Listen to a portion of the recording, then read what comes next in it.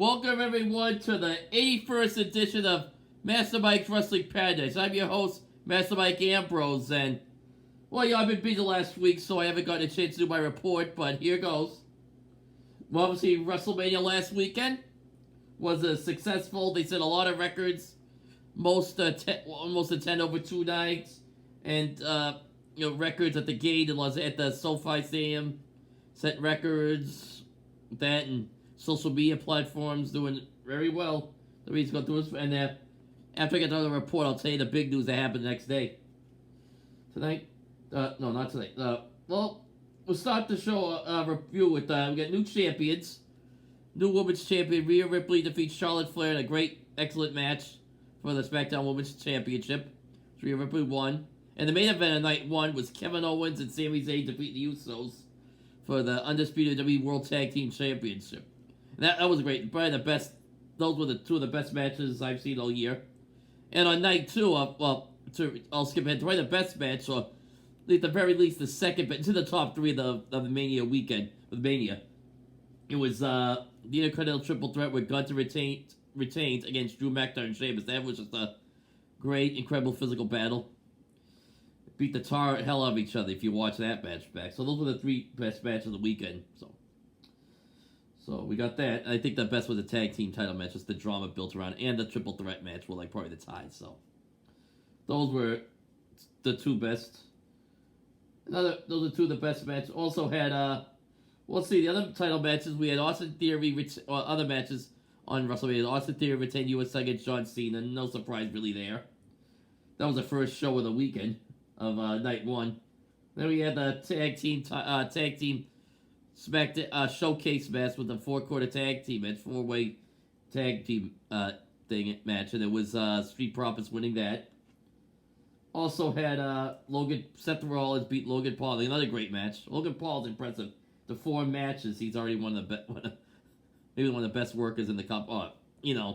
He could be. I mean, he's that good. If he devoted it long term, if he started really getting serious wrestling, he'd be one of the best at it. Also, we had Damage Control losing to Trish Stratus, Becky Lynch, Aaliyah defeating Damage Control in a 6-woman tag. I thought it was a good match for what it was. There were some spots there slowly. Lita was slow. Trish was good. Becky was obviously great. Bayley great.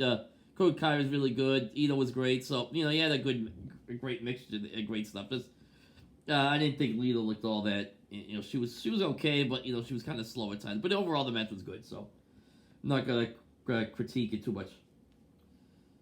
See, we also had Rey Mysterio, another great match, and it had a lot of heat to it. Rey Mysterio and Dominic. They just booed Dominic Mysterio. Dominic, of course, the son of Mysterio. He just booed. He comes in because he's done some time.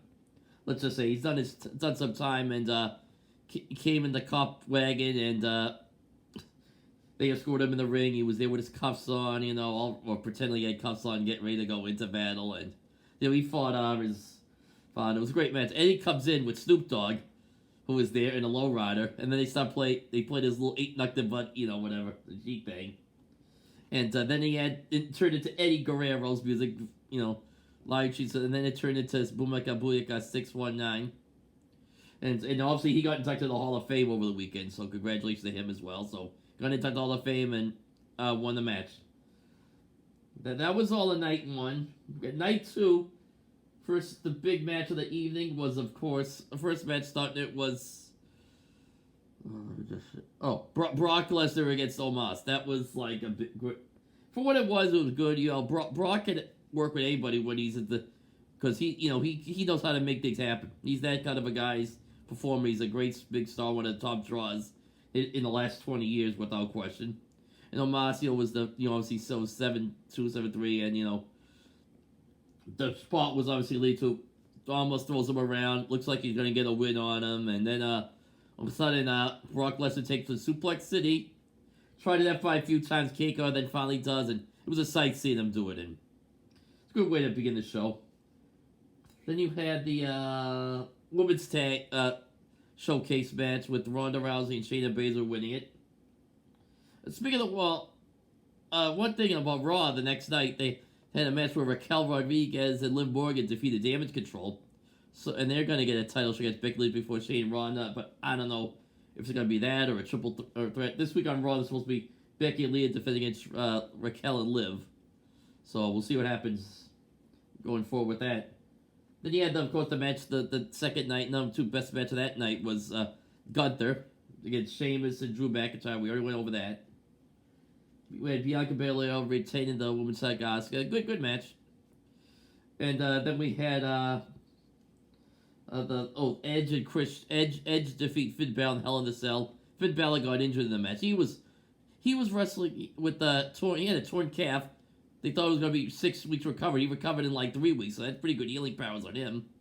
And then in the match, he gets a gash on his forehead. If you go look online, you'll see that he had stitches put in his head. So it's about it. Was good. It seemed like it was cut short, but it was a good match for what it was. Crazy spot where Finn Balor jumps off like this little little thing, little like catwalk to a runway, little catwalk thing to like stand on. And he stands right on it. It's like a metal catwalk thing, little piece, and he jumps off and he goes right through a table because Edge ducked out of the way. It was quite a sight to see. Of course, he was dressed up as the Fiend. No, not the Fiend, the Demon. Excuse me, forget the Fiend. I don't know what's going on with the Fiend, but yeah, he dressed up. Finn Balor dressed up the Demon Balor, so it was pretty cool.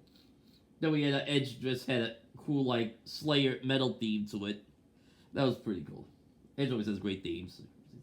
Song's always great. And then the main event, which we all know, if you were online, you knew the result of this one. It was either way, either a new champion or the champion retained, and the latter happened. The champion retained, Roman Reigns, defeating Cody Rhodes. And a lot of people like saying, well, you know, they should have crowned Cody then. You know, they did this, we had a chance. People were kind of getting pissed. I just say, listen, I think it happens. I think Cody Rhodes is going to win the title coming up in the SummerSlam. I think Cody Rhodes is going to hit at SummerSlam, so we should see then. I think it'll be a good time to crown him as the new champion, as he deserves. He's a great performer, and you know he's over. He had like a lot of merchandise and the people sing his song. He had like a big entrance. So I think it's only a matter of time before he ends up winning the undisputed W Universal Championship. I say SummerSlam. So that was that for Mania. We got Smackdown tonight in a half hour. It looks like a good show so far.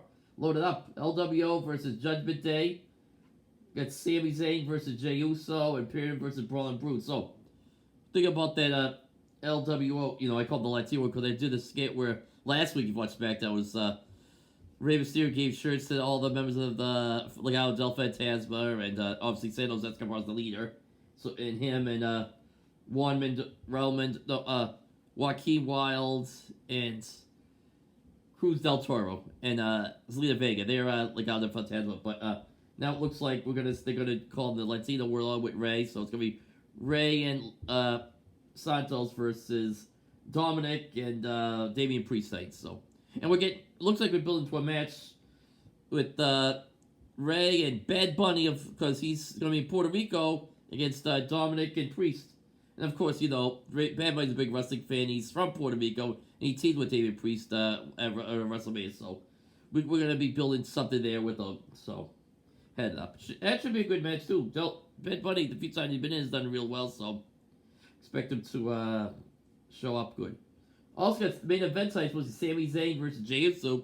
Should be a banger, considering that they just had that classic tag team match. Maybe the best tag team match in WrestleMania history. One of the best WWE history, maybe, but because it was just such a great match. You know, Kevin Owens, Sami Zayn defeat the Usos. Great match. The main event. So then another main event in Smackdown.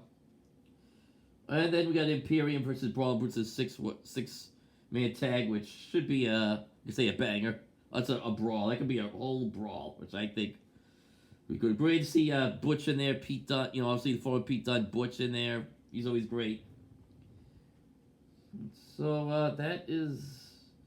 Let's just see. That's it tonight. Oh, and Rhea Ripley's gonna talk tonight, and didn't say it's on Roman Reigns is gonna be on. He might.